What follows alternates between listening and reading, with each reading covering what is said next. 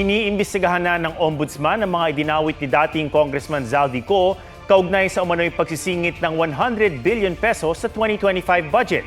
Posibleng mapasama sa iimbestigahan maging si Pangulong Marcos. May report si Maki Pulido. Kaya naniwala ako na utos talaga ito ng Pangulo. Ang mga isinangkot ni dating Congressman Zaldico sa umano'y 100 billion peso budget insertions ang sinisiyasat ngayon sa motu proprio investigation ng Ombudsman. Kabilang sa mga sinisilip ang akusasyon ni Ko na si Pangulong Marcos ang umano'y nag-utos ng insertion sa 2025 budget. So even the President, Well, we have to look if it's possible na nangyari yun. It's something that we have to look at.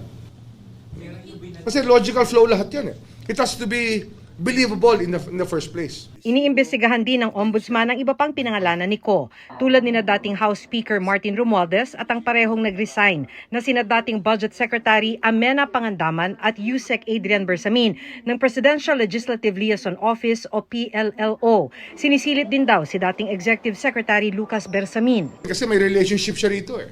And it was his ward eh. Bago yan naging PLLO, Yusek yan sa OP eh. Itinanggi ni Bersamin ang alegasyon kaugnay sa budget insertion. Ayon kay Ombudsman Jesus Crispin Remulla, matagal nang nasa radar nila si dating PLLO Yusek Adrian Bersamin. May naranasan kami sa DOJ na tila siya ang nakialam sa appointment process. Meron pa ibang mga pagkakataon that this young undersecretary was using the name of the president. There have been other incidents. Matatanda ang isang kababatang Bersamin sa pinangalanan ni Senador Ping Lacson na di umano'y gumamit sa pangalan ng Pangulo para paikutin si Ko. Ayon pa sa Ombudsman, lumalabas na may conspiracy to commit plunder sina dating PLLO Yusek Adrian Bersamin, dating DPWH Undersecretary Roberto Bernardo at dating DepEd Yusek Trajiv Olayvar. Bersamin, Olayvar, and Bernardo were working together in practically laundering money. In the narration of Bernardo, that's money laundering already. That's already a major offense that was being committed. Kasi nga, nakasakay na sa armored van yung pera sa kanyang narration, di ba? At inililipat sa kabilang armored van, o nagpapalit sila ng armored van, they drive off with the van, with the money. Iniiwan naman yung isa naman para punuin ulit ng pera. Plunder yan kasi ano yan nagkasundo kayo na kunin tong perang to na hindi naman sa kanila Sir, to clarify lang po dun sa conspiracy to commit blunder, kasama po dito si dating Budget Secretary. Kung saan dadalhin ang ebidensya, isasama natin ang kasama. Tinitingnan naman ng Department of Justice na gawing state witness si Bernardo na nag-aalok na magbalik ng pera sa gobyerno. May isinumite rin siyang supplemental affidavit sa Independent Commission for Infrastructure o ICI. Pinag-aaralan ito ngayon ng ICI kaya ipinagpaliban muna nito ang pagrerekomenda ng kaso sa Ombudsman kaugnay sa anomalya sa flood control projects. Gagamitin daw ng ICI ang affidavit ni Bernardo para sa isasampang reklamo laban sa tatlong dating at kasalukuyang senador na di pa pinapangalanan. Pero ang affidavit na hawak ng ICI ay kapareho ng isinumite ni Bernardo sa Senado.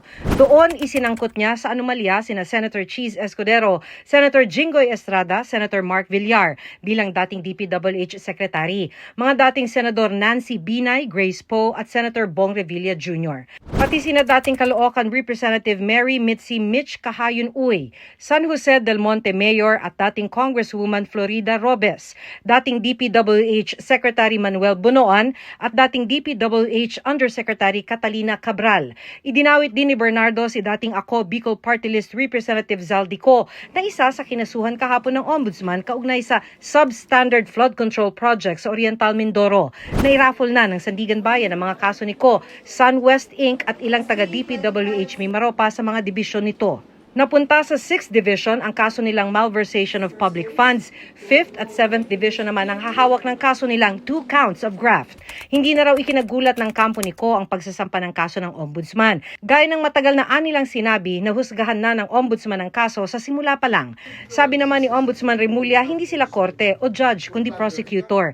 Trabaho raw nilang panagutin ang mga lumalabag sa batas. Sinusubukan pa ng GMA Integrated News na kunin ang panig ni Bernardo, Olayvar at Bersamin, pati na ng mga kasama sa motu proprio investigation ng Ombudsman.